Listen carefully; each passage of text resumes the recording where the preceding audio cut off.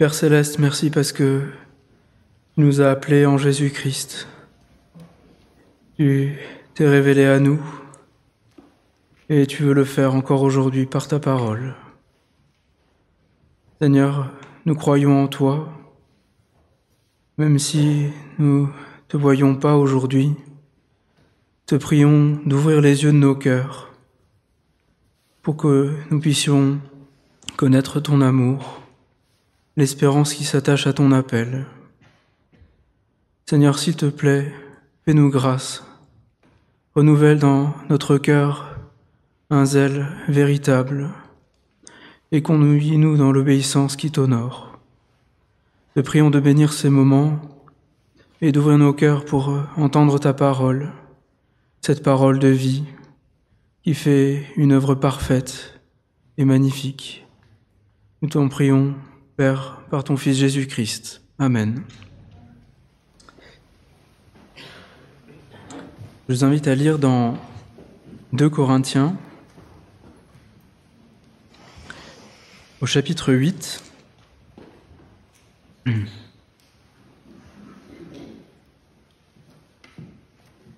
vous faisons connaître, frères, la grâce de Dieu qui s'est manifestée dans les églises de la Macédoine.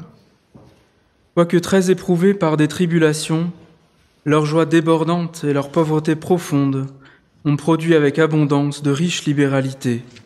Selon leurs possibilités, je l'atteste, et même au-delà de leurs possibilités, de leur plein gré, ils nous ont demandé avec beaucoup d'insistance la grâce de participer à ce service en faveur des saints. C'est plus que nous n'avions espéré. Ils se sont d'abord donnés eux-mêmes au Seigneur et à nous par la volonté de Dieu. Aussi avons-nous exhorté Tite à achever chez vous cette œuvre de grâce, comme il l'avait commencée. De même que vous excellez en tout, en foi, en parole, en connaissance, en empressement, en tout genre, et en votre amour pour nous, faites en sorte d'exceller aussi en cette œuvre de grâce. Je ne dis pas cela pour donner un ordre, mais pour éprouver par l'empressement des autres la sincérité de votre amour. Car vous connaissez la grâce de notre Seigneur Jésus-Christ, qui pour vous s'est fait pauvre de riche qu'il était, afin que par sa pauvreté vous soyez enrichis. C'est un avis que je donne là-dessus, car cela vous convient à vous qui, dès l'année dernière, avez été les premiers non seulement à faire cette collecte, mais à la vouloir. Maintenant donc, achevez de la faire, afin qu'aux bonnes dispositions manifestées dans le vouloir corresponde l'achèvement selon vos moyens. Les bonnes dispositions, quand elles existent, sont agréables en raison de ce qu'on a, mais non de ce qu'on n'a pas. Car il s'agit non pour vous de vous exposer à la détresse pour le soulagement des autres, mais de suivre une règle d'égalité. Dans la circonstance présente, votre abondance pourvoira à leur indigence, afin que leur abondance pourvoie pareillement à votre indigence. De la sorte, il y aura égalité, selon qu'il est écrit « Celui qui avait beaucoup n'avait rien de trop, et celui qui avait peu ne manquait de rien. » J'aimerais ajouter quelques autres textes. D'abord dans Romains, chapitre 12, au verset 1.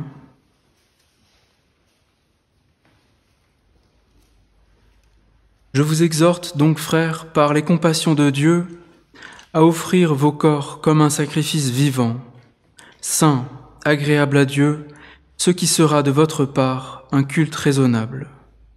Ne vous conformez pas au monde présent, mais soyez transformés par le renouvellement de l'intelligence, afin que vous discerniez quelle est la volonté de Dieu, ce qui est bon, agréable et parfait.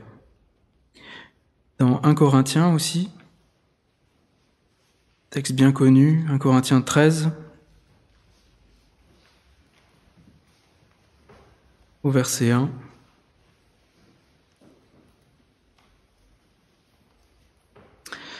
Quand je parlerai les langues des hommes et des anges, si je n'ai pas l'amour, je suis du bronze qui résonne ou une cymbale qui retentit. Et quand j'aurai le don de prophétie, la science de tous les mystères et toute la connaissance, quand j'aurai même toute la foi jusqu'à transporter des montagnes, si je n'ai pas l'amour, je ne suis rien. et quand je distribuerai tous mes biens pour la nourriture des pauvres, quand je livrerai même mon corps pour être brûlé, si je n'ai pas l'amour, cela ne me sert de rien. L'amour est patient, l'amour est serviable, n'est pas envieux, l'amour ne se vante pas, il ne s'enfle pas d'orgueil, il ne fait rien de malhonnête, il ne cherche pas son intérêt, il ne s'irrite pas, il ne médite pas le mal, il ne se réjouit pas de l'injustice, mais il se réjouit de la vérité. Il pardonne tout, il croit tout, il espère tout, il supporte tout. Et un dernier texte dans la première épître de Jean, chapitre 3, verset 16. À ceci, nous avons connu l'amour, c'est qu'il a donné sa vie pour nous. Nous aussi, nous devons donner notre vie pour les frères. Si quelqu'un possède les biens du monde, qu'il voit son frère dans le besoin et qu'il lui ferme son cœur, comment l'amour de Dieu demeurera-t-il en lui ? Petits enfants, n'aimons pas en parole ni avec la langue, mais en action et en vérité. Par là, nous connaîtrons que nous sommes de la vérité et nous apaiserons notre cœur devant lui. De quelque manière que notre cœur nous condamne, Dieu est plus grand que notre cœur et connaît tout. Bien-aimés, si notre cœur ne nous condamne pas, nous avons de l'assurance devant Dieu. Quoi que soit que nous demandions, nous le recevons de lui, parce que nous gardons ses commandements et que nous faisons ce qui lui est agréable. Et voici son commandement, que nous croyions au nom de son Fils Jésus-Christ et que nous nous aimions les uns les autres, selon le commandement qu'il nous a donné. Celui qui garde ses commandements demeure en Dieu et Dieu en lui. Et nous reconnaissons à ceci qu'il demeure en nous par l'Esprit qu'il nous a donné. Jusque-là. On a commencé à méditer depuis quelque temps déjà l'Épître aux Corinthiens.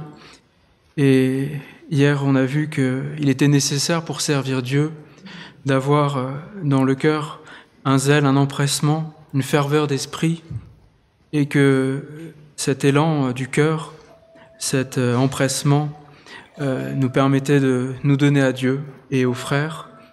C'est ce que Paul dit des Macédoniens, c'est que ils se sont donnés d'abord à Dieu et ensuite aux frères. Et c'est quelque chose qu'on doit rechercher, ce zèle, parce que c'est nécessaire pour servir Dieu. Et on a vu que c'est Dieu qui pouvait créer dans nos cœurs le vouloir, pour vouloir servir, et aussi le faire. Et ça, c'est l'œuvre merveilleuse de Dieu, quand il n'y a plus de zèle, quand il n'y a plus d'empressement pour le servir, quand on n'a plus envie de participer au service de Dieu, au culte, à la générosité, eh bien on peut se tourner vers lui, et c'est lui qui met dans nos cœurs de nouveau ce zèle, ce vouloir, et on peut le recevoir de lui, parce que c'est son œuvre, c'est l'œuvre de Jésus-Christ, par son esprit, qui nous transforme à son image pour vouloir le bien, pour aimer ce qui est agréable à Dieu, et pour faire ce qu'il nous demande. Et on pourrait parler de beaucoup de choses dans ce texte, et j'aimerais aujourd'hui parler du verset 11, parce que les Corinthiens, et c'était louable, avaient la volonté de faire une collecte pour soutenir les frères à Jérusalem, mais Paul va les exhorter et leur dit « Maintenant donc, achevez de faire cette collecte afin qu'aux bonnes dispositions manifestées dans le vouloir corresponde l'achèvement selon vos moyens. » Et c'est quelque chose qui est important aussi, parce que on peut être plein de bonne volonté, on peut entendre la parole de Dieu quand il nous parle, le zèle peut être renouvelé, mais il s'agit ensuite d'obéir à ce que Dieu nous a demandé et de mettre notre salut en action. Et c'est souvent là que ça coince. Souvent remarqué que quand le Seigneur me parle et que je suis à une réunion, que touché par la parole, eh bien, je sais que c'est la vérité, mais après, quand il s'agit d'obéir, c'est là que se lèvent les premières contestations. Je me souviens que quand j'étais plus jeune, j'ai écouté beaucoup de mauvaise musique, Et un jour, j'étais convaincu que je ne devais plus écouter ces musiques-là. C'était des musiques qui menaient à la révolte et qui m'empêchaient d'entendre la parole de Dieu. Et donc, j'ai été très convaincu par la parole que pour écouter le Seigneur et pour faire sa volonté, il était absolument nécessaire de se séparer de ces choses-là. Et c'est un camp, une colonie. Et quand je suis rentré, eh bien, d'un coup, j'ai vu tous les CD que j'avais achetés avec mon argent de poche. Et puis, je me suis dit, mais est-ce que c'est bien nécessaire d'obéir à ce point-là, de tout jeter? Est-ce que je ne le regretterai pas plus tard? Est-ce qu'il n'y a pas moyen de faire autrement? Et c'est souvent comme ça que, dans nos cœurs, on réagit quand il s'agit de mettre en pratique et d'obéir, de passer des bonnes dispositions, du vouloir au faire. Est-ce que Dieu m'a vraiment demandé ça? Est-ce que Dieu m'appelle vraiment à obéir d'une manière si radicale que ça? Souvent, c'est ce qui se lève dans le cœur. Et c'est ce qui se lève dans le cœur de tous les hommes quand il s'agit d'obéir à Dieu. Et ça, depuis le début, depuis la création. Quand Adam et Ève ont été placés dans le jardin d'Éden, ils pouvaient manger de tous les fruits, sauf du fruit de la connaissance du bien et du mal. Et ils ont goûté, ils ont mangé, mais comment? C'est parce que le diable les a tentés. Est-ce que Dieu a vraiment dit? Et cette question-là se pose toujours quand il s'agit d'obéir au Seigneur.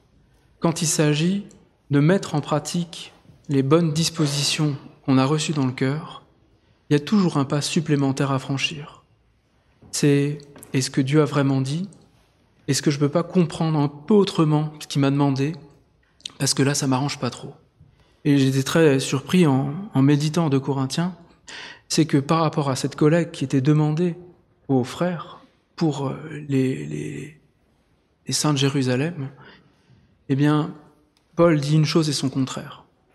Il dit que les Macédoniens, qui donnent en exemple, ils ont donné au-delà de leurs propres possibilités.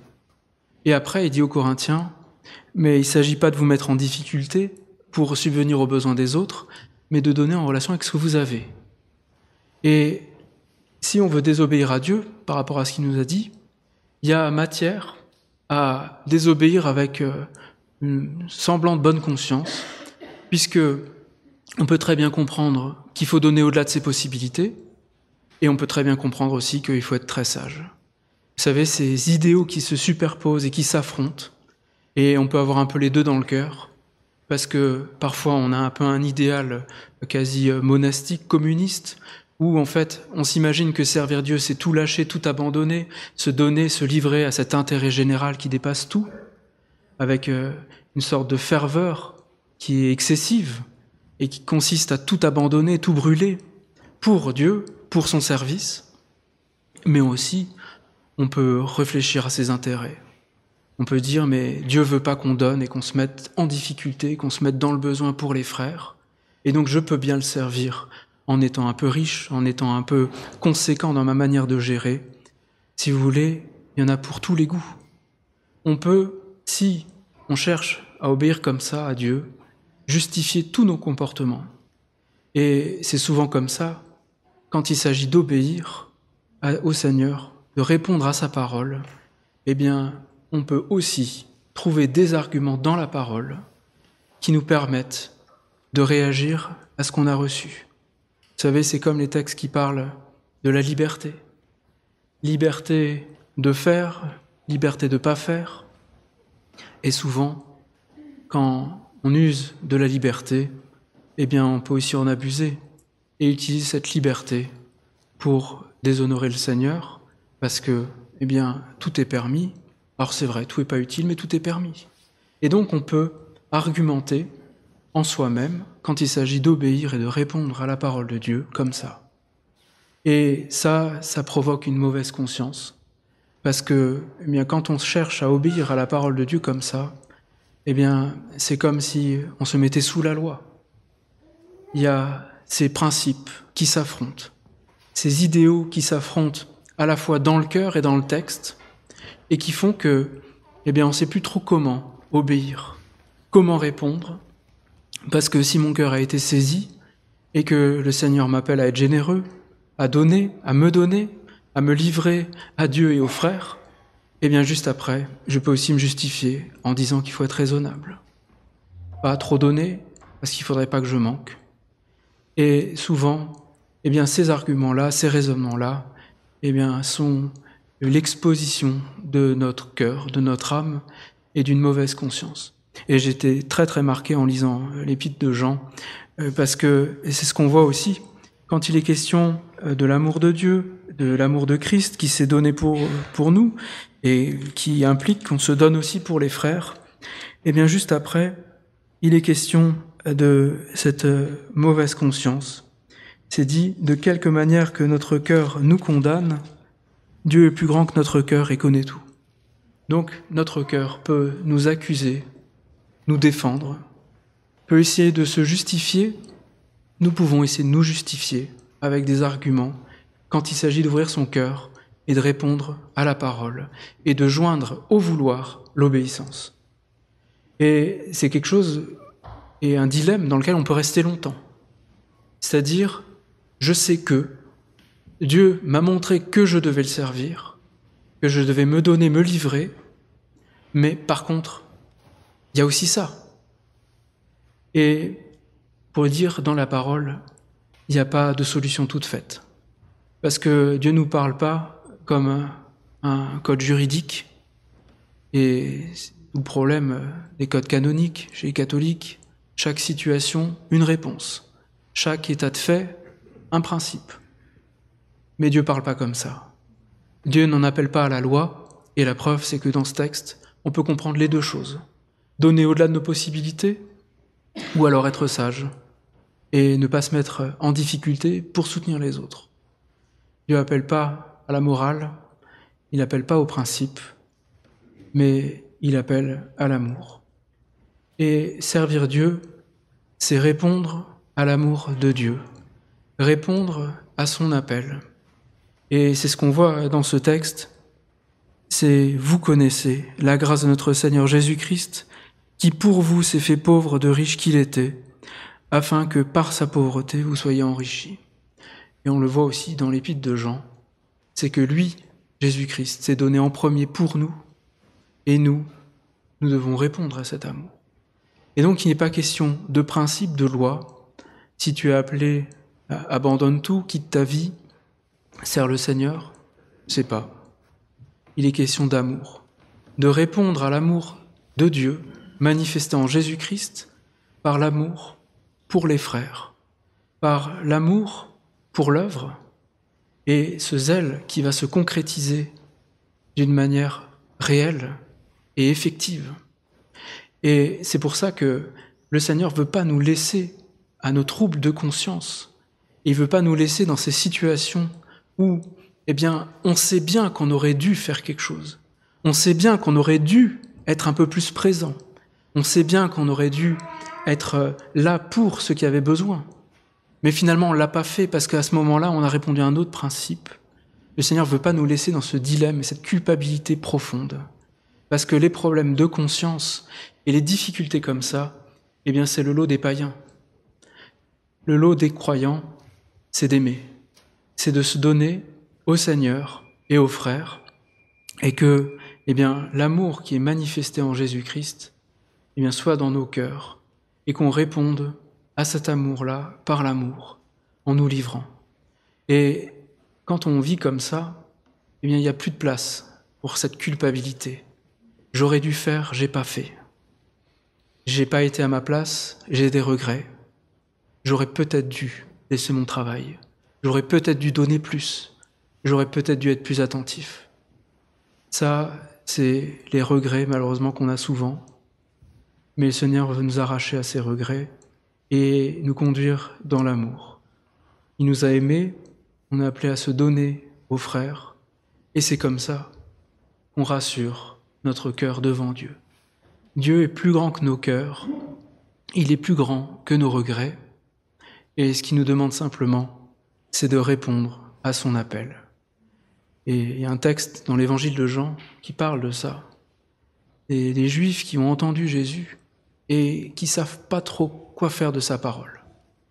Et ils lui demandent, mais qu'est-ce qu'on doit faire comme œuvre ? Et Jésus leur répond, « L'œuvre de Dieu, c'est que vous croyez en lui, en celui qui l'a envoyé. » Et donc, il n'est pas question de répondre à la parole par une violence qu'on se fait pour entrer dans un principe, pour entrer dans un idéal. Ça, toutes les religions savent le faire. Obéir à la loi, se mettre du bon côté et avoir une bonne conscience parce qu'on a bien fait ce qui était prescrit dans le code, ça, toutes les religions, et même les gens qui sont sans foi ni loi, eh bien, savent le faire. Ils savent s'accuser, ils savent se défendre, et ils savent s'estimer du bon côté ou du mauvais côté. Mais la parole de Dieu nous conduit à aimer et à nous donner, et c'est comme ça qu'on rassure notre cœur. Quand le Seigneur m'appelle, eh bien, je suis appelé à répondre à son amour, par l'amour.